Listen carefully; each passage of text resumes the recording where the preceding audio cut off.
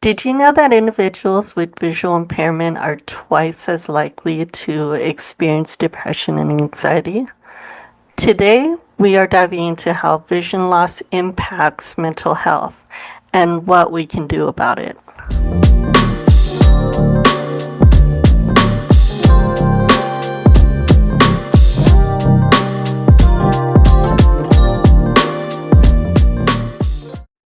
Hey everyone, welcome to Life Beyond Sight. I'm Ella from Tana-Eyed Life.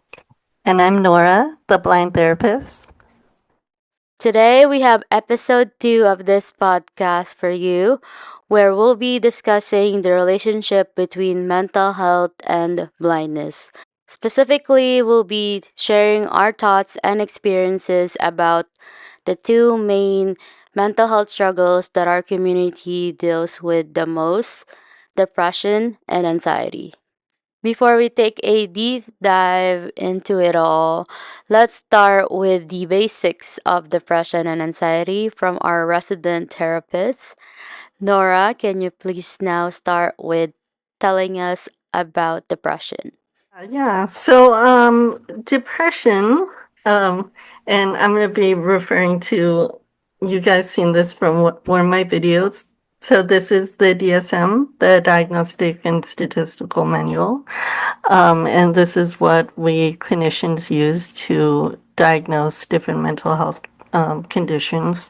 So, in order to get a diagnosis of clinical depression, so we all kind of get, sad or down sometimes, but in order to qualify for a diagnosis of clinical depression, we would have to have those sad, down, even hopeless feelings for most of the day, every day for about 2 weeks. And a lot of people who come into my office will meet that because they would have probably had it for a while. There is a statistic that people will have been living with their issues or whatever's going on for about 7 years, give or take.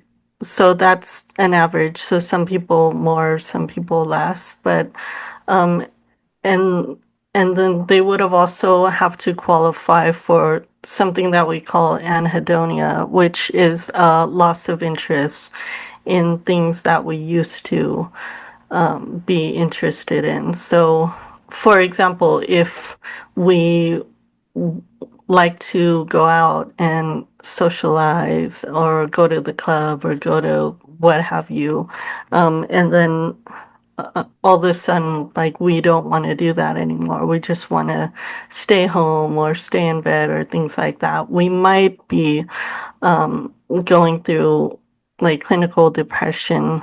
So those are the two main things. And then there are other criteria. So a lot of these are on the two different extremes of the spectrum. So sleeping too much or sleeping too little, insomnia, hypersomnia, in increased or decreased appetite, weight gain or weight loss as a result of that, fatigue, lethargy. And depending on how many of these symptoms or criteria you have will determine the level or severity of depression that you have.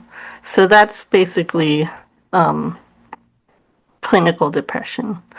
There is another diagnoses that we call dysthymia, which is a pervasive depressive disorder, which some of us will refer to as depression, like light depression, which it's a depression that has lasted for much longer. So I did say like clinical depression or major depressive disorder usually lasts for at least 2 weeks. Dysthymia lasts for 2 years, but the criteria or the symptoms aren't as severe as a major depressive disorder. So you might see some of those criteria, but it's a much more manageable depression. So those are definitely the main ones. And then there's different smaller things. So there's like adjustment disorder with depressive symptoms and all those different things. Grief can also cause depression. Got it.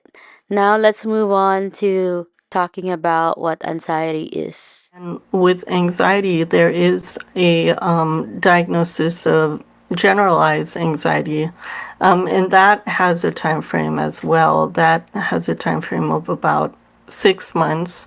But I think the people who wrote the DSM kind of got privy to the fact that sometimes we might have anxiety and we might not have had it for that long, but we still feel, anxious. So if it didn't reach the 6 month mark just yet, we are able to diagnose as an anxiety disorder, but unspecified.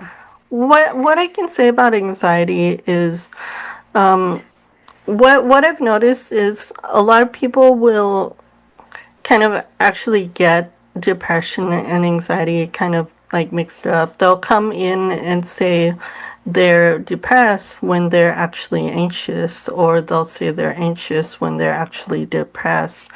But anxiety is basically when you have that worry, that intense like worry or fear or nervousness or concern, and it can have a trigger. Like you can have a worry about a certain specific thing, like a phobia when you're scared of a specific thing, or a social phobia or things like that.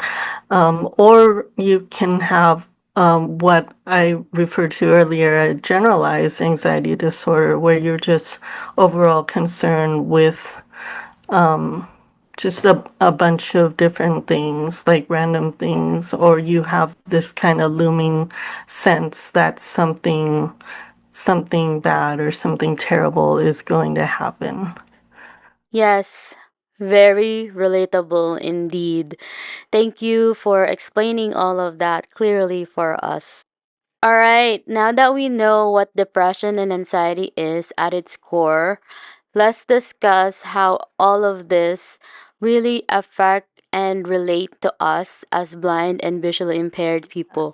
Okay, so I just wanted to discuss how vision loss intersects with mental health. So I got some factoids, if you will, some statistics. So the first is that a significant portion of individuals with visual impairment experience mental health challenges, including depression and anxiety. And studies have shown that, say that around a third of people with visual impairments report experiencing depression and or anxiety, and older adults with vision impairments have a higher prevalence of anxiety disorders compared to the general public. And one thing I do want to note too is that earlier it did say that one third are reported, but those are only the people who have reported those statistics. But just like in depression, just like in other mental health conditions like ADHD, which is also something that I have, but other things like that, there are a whole lot of people who are either not reported or underreported. So those statistics only go by what is reported. And also it does say a third, but Ella and I have discussed this too, but there are a lot of people who are suffering with some symptoms of these things, some symptoms of depression and anxiety and things like that, but may not qualify for a full diagnosis of depression. So that's also one thing to keep in mind. That's kind of like me. I have those symptoms at times, but mostly only when triggers are present. So I guess that's why I'm just under the threshold of really being officially diagnosed with anything. So you can also be diagnosed with depression and or anxiety without necessarily needing medications, right? Said I was diagnosed with major depressive disorder or clinical depression about 5-ish years ago, but I've never taken any type of antidepressants or whatnot. And usually, what would say if you would take a medication or not is the level of impairment that it causes. So, if the depression or the disorder is not really interfering like completely with your life, like you have the certain number of symptoms and it's affecting you, but you're still able to, for lack of a better word, like function, like you're still able Yeah. to do your work, go to school, work, hobbies, things like that, then maybe you might not necessarily need medication. And also, a medication is a very personal choice. Like, I have a lot of clients who refuse to take medication. So we'll find, other ways. Yeah, I'm on that same boat. Personally, it took a mental health crossroads at quarter life crisis for me to really realize and acknowledge that a lot of my depressive or anxious moments are really triggered by something that happened because of my blindness. To bring it all back together now, I was born with my visual impairment, but I grew up never really accepting that part of me. I barely, if at all, acknowledge my blindness growing up. Talking about it or sharing about it was just something I never really did. Being identified as blind or visually impaired is something that I avoided at all costs, something that I hid from, something that I suppress. But thankfully, over the last few years, that has changed with the help of therapy and everything else. Now I know that that blindness is something that I just have. It's something that doesn't completely define me as a individual person, but it's just a part of me. And the process to get to that point is the hardest thing to go through, but it's a very necessary step to do. Because now, yes, of course, I still get triggered by situations where I get anxious or depressed because I have my visual impairment, right? Or situations where like I wish I could do it better or whatever, and things are different because of my blindness. But that's okay. And now I can control those. Those triggers, they're still there, but they affect me less now. They don't happen as often because I've worked so hard on myself to accept my blindness. And it's just an amazing feeling to know that this doesn't interfere with my life as it used to be. It's not such a crippling thing now to me that I have my blindness. It's just something that I welcome and accept in my life now. which is something I never thought we'll get to, but here we are. I think one of the biggest challenge to accepting and acknowledging my blindness from within was the fact that I grew up not knowing any other person who was also blind or visually impaired. In my family or any of my friend groups or anything like that, I was the only one. And a lot of times, a lot of cases now as an adult, still am the only one. So it was hard, right? Because I never really felt like anybody can relate to me or I can relate to anybody or can understand what I go through or how I feel or anything like that, especially relating to my visual impairment. But one summer during my late high school days, that changed because I went to this camp in Napa called Enchanted Hills Camp.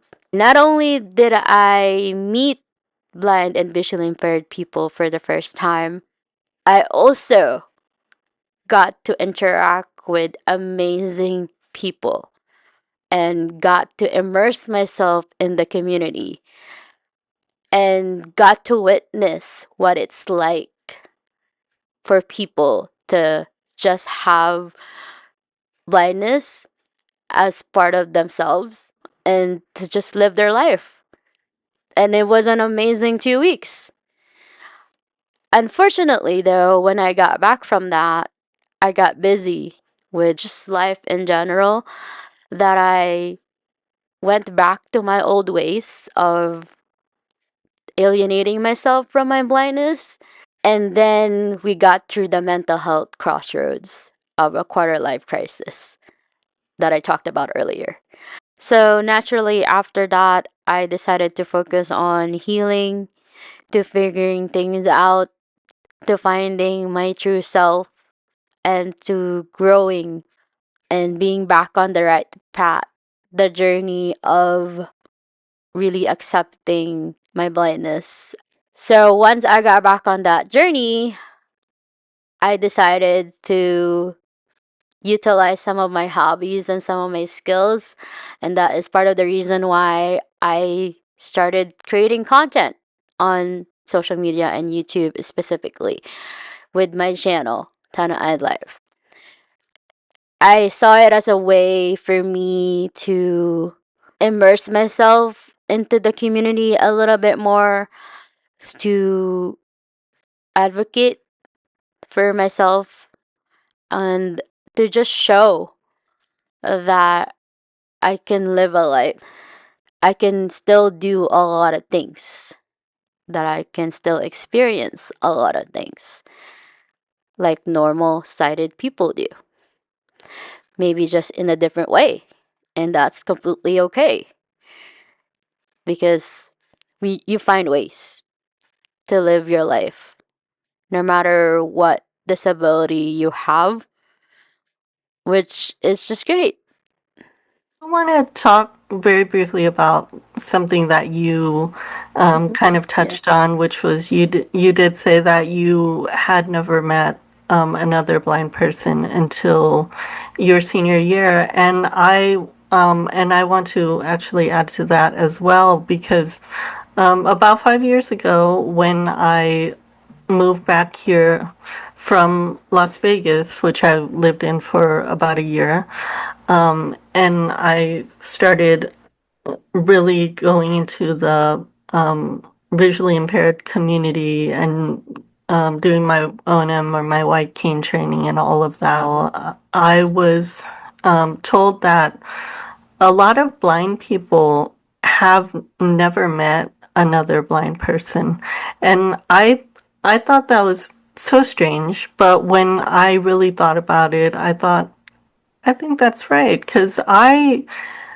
before I started really participating big time in the community, I didn't experience a lot of them as well. Actually, anecdotally, when one of the times I took my law and ethics exam, I was between exams when I was on my breaks, I was in Redlands, which is in Southern California, and I was sitting at a coffee shop, and I was walking around with my white cane, and so I had it on the table, and somebody walked up to me and she was like, "Oh, hey, I'm visually impaired too, and I've never met another visually impaired person, and I saw you walking with your white cane, so I was wondering if we can exchange contact information and just sort of chat and whatnot." So that really, opened my eyes, and I was like, huh, I guess that's true. Not a lot of visually impaired people have met another one. And so that was just one of many reasons why I wanted to start this podcast, was just to raise awareness and just get us out there, because we are out there and we are a tribe and we can band together. Yeah, you're absolutely right. It is a great community. There's always someone or somebody out there just like us. Even for you and I, right? We have different medical blindness conditions, but we do go through similar situations, similar things in life. So we can connect on a lot of our own experiences and stories. I think another big struggle in our community that's worth talking about is isolation, right? Whether that's by choice or by circumstances, like lack of access to transportation, for example, or just lack of knowledge of orientation and mobility or training skills, or just an overall lack of confidence or comfort in your own capabilities, too. Isolation is, that feeling of being alone, and knowing that no matter what you're going through, whether it be visual impairment, depression, anxiety, any other mental health issue, ADHD, whatnot, there is somebody else or many other people out there going through that same thing. And it's just about reaching out and finding your tribe. If I can ask something from you, Yeah. Ella, I know I talked about it in the first episode of the podcast, but could we explore a little bit on your condition? And you can go into as much detail as you want to, but can you tell our viewers and audio listeners what is RP? Sure. So RP is retinitis pigmentosa. It is an inherited eye disease through gene mutation that causes the photoreceptor cells in your retina to break down, which leads to progressive vision loss. Typically, it affects your peripheral vision and your night vision. In my case, I do have tunnel vision. I have very minimal light perception in my peripheral right now. That's basically gone, to be honest. Also, when it comes to when it's dimly lit environments or dark or at night, yes, I'm basically blind, especially in unfamiliar places. That's basically what RP is. But if you're curious to know more about RP or just to find out how I live my life with RP, you can go ahead and go check out my channel, Tana I'd Life, for that. Right now, there's not much there because it's been kind of inactive for a little bit. But I'm gonna get back on that train and produce more videos for you there pretty soon. And thank you, Ella, for teaching us a little bit more about RP. And going back to what you said earlier, there are a lot of similarities between our two conditions. I will say that my visual field is very bad as well. I think the last time I took a visual field test, they said I had less than 5% of a visual field. So basically, if I'm looking straight ahead, I cannot see to the sides at all. But Mhm. and it gets so much worse when it gets dark or dim light. So So far in this episode, we talked about depression, anxiety, blindness, acceptance, and isolation. I've also talked to you a little bit about what RP is. So now let's turn the tables a little bit on you, Nora. And you touched on this earlier, but I'm just curious as well if you would like to share your ADHD story with us a little bit more. I was diagnosed with ADHD last year, but I in no way got it last year Yeah. because when I was diagnosed later in life, but in order to qualify for a diagnosis of ADHD in the DSM, you would have had to meet the criteria of much the same as any other disorder, but also you would have had to have the symptoms since before the age of 12. So definitely after I was diagnosed, I started looking back and reflecting on all these sorts of experiences, all these sorts of situations throughout my life. And I was able to see and pinpoint more and more and more how much these things tied into ADHD. And if I were to talk about all of them right now, I'd probably be talking for the whole day. How that ties into my visual impairment too is because the accommodations that you would get in school and things like that for a visual impairment is very similar to what you would get in ADHD. So, like, separate room for test taking and a note taker and extra time to take my test because it takes me a little bit of time to read things and whatnot. And you know that those are things you would get for ADHD too. But for them or for us, because I'm included in that, the separate room is good to eliminate or reduce distractions and things like that. So without even knowing it, when I was treating my visual impairment, I was also treating my ADHD. So that might have been one of the reasons it went, undetected for so long, but there are other different reasons too. But yeah, definitely looking back in my life, I can see where a lot of my life has been affected, not just from my visual impairment, but from ADHD as well. And that definitely is where going to therapy and becoming self-aware and knowing and working on the issues that you you may be facing or you may be going through like really helps because as I've discovered all these things, just like so many things have kind of clicked into place.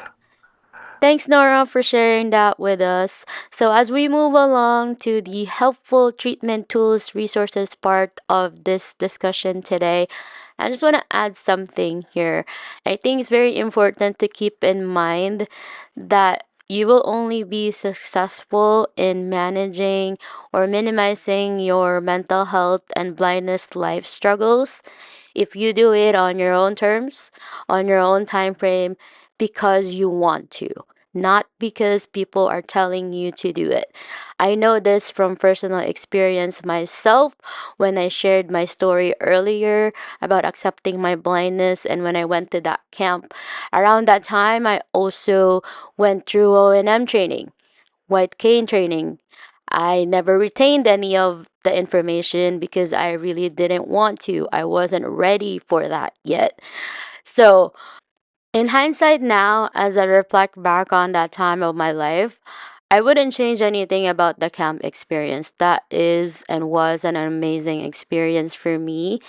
But anything else regarding my blind life part of me that I was doing at that time just never stuck because of the reason that I did it because I had to, right? I felt like I just wanted to get it over and done with. So none of it stuck. And so I think that's really something to keep in mind and think about when you go through all these things that we've discussed so far. It's the same thing for any other type of mental health issue, any other type of therapy or treatment or anything. Like if you were to go because somebody else referred you, or your partner or family member or someone said like, oh, you have to go to therapy, and you aren't ready for it, you aren't there to do the work, and you just don't want to be there, then probably won't work, because Mhm. therapy, you get as much out of it as you put into it. And so, yeah, it definitely has to be on your time frame. But definitely, yeah, when you are ready for it, there's so many great treatments out there. And so, speaking of other therapy videos that you've done, one thing that you pointed out to me before we started this podcast is DBT, how you can use those skills to manage or kind of cope or treat depression and anxiety. Can you go a little bit more into what those skills again? Refresher, if those people that haven't watched that video, just a quick refresher on what those four skills are and how they can be helpful to somebody in our community who's dealing with depression and anxiety or other mental health issues. Well, DBT is great. It's unlike traditional talk therapy where you're processing and going through things. DBT is a lot of teaching skills trainings, teaching you coping skills and other techniques and whatnot. So there's four main skills trainings in DBT. There's mindfulness skills, there's distress tolerance, emotion regulation, and interpersonal effectiveness. And within all of those, there are different skills to help you learn those things and practice those things, and um, become better at managing your emotions, become better at managing your, depressive symptoms, anxiety, whatever you're going through. So, if you're going through anything, if you're triggered, if you're anxious, if you're overwhelmed, there may be a DBT skill for that, a skill that you can pull out. And I'll talk about it briefly here, but if you would like to know more information and learn it in in depth, yeah, I definitely encourage you to watch my video on DBT, and it'll Mhm. probably be linked down in the description. Yep. What's your favorite one that you've used that helped you? So, in interpersonal effectiveness, I love the Dear Man skill. You can, Google that, or there is a DBT workbook. Don't ask me what Dear Man like stands for. I'm horrible at acronyms, but basically, it teaches you how to effectively communicate with people. Because when we communicate with someone, it doesn't always turn out great, or it doesn't always turn out the way we would like it to, because we can control what we do and how we react, but we can't control what other people do and how they react. So, Dear Man and interpersonal effectiveness helps us, interact with people, communicate with people, and a lot of that comes from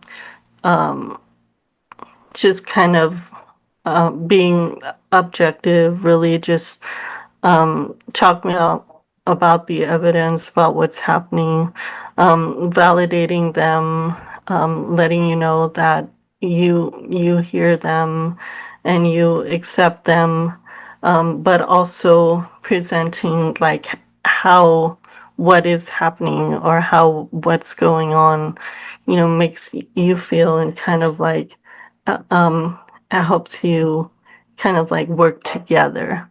Um, Yeah. and that's pretty much in a nutshell. So, um, mindfulness, anything in mindfulness, I love. And it's basically self-explanatory. So, Yeah. being mindful is just basically being present and being really centered and grounded in the present moment. Because like in this day and age, especially um, with someone with ADHD, someone where Yeah. like so many thoughts and so many things were getting bombarded all at once, mindfulness is actually great for someone with ADHD. But um, mindfulness teaches us how to just experience the world around us and how to just stay present. Um, those are some skills that like I found to be extremely helpful and some things that I love. So there is a little workbook that I give to all of my clients when they start seeing me. It's a little mindfulness Mhm. workbook, and there's a lot of different handouts. But there's a few pages with different like mindfulness activities and exercises that they can do. So some of my favorite things are like just well, one being out in nature helps us like kind of connect to the environment. So Yeah.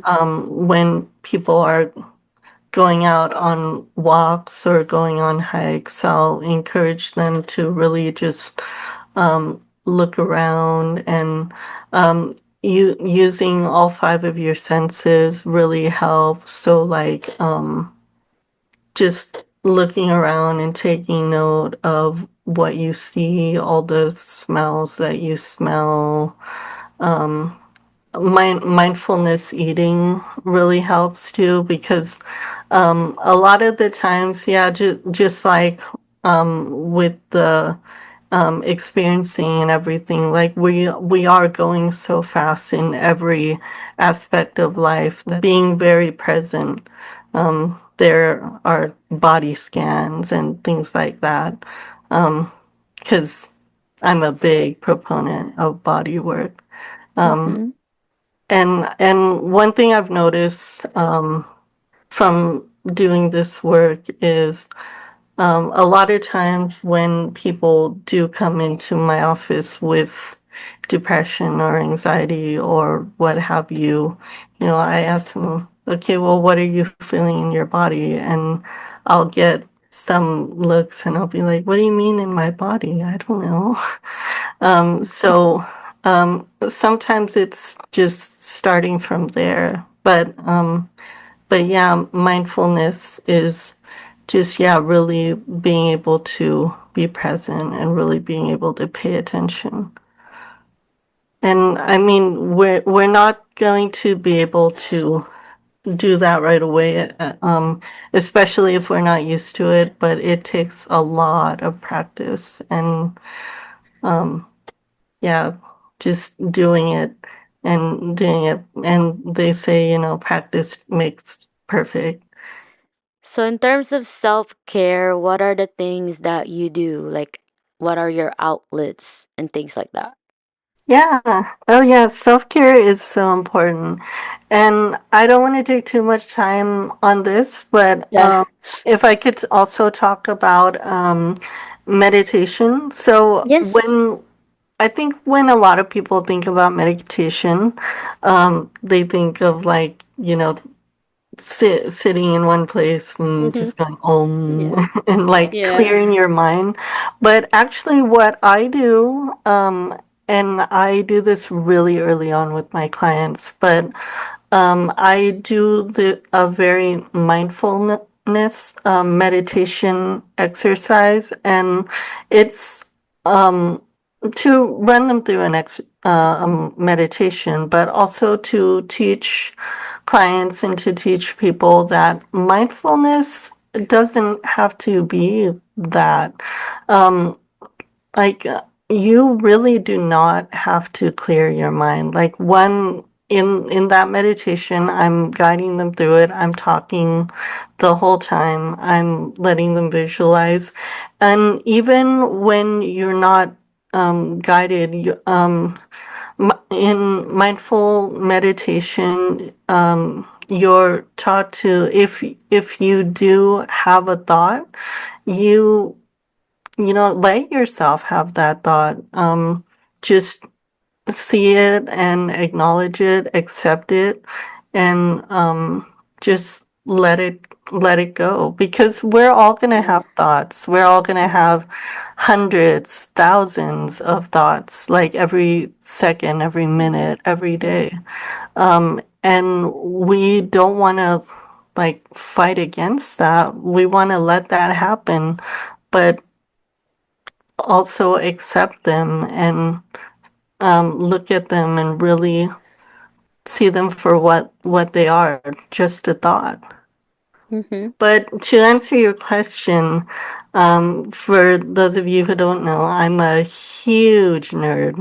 I'm a big gamer, so I play D&D, Dungeons and Dragons. I've been gaming for um, about 20 years. Um, I also love to play board games and whatnot.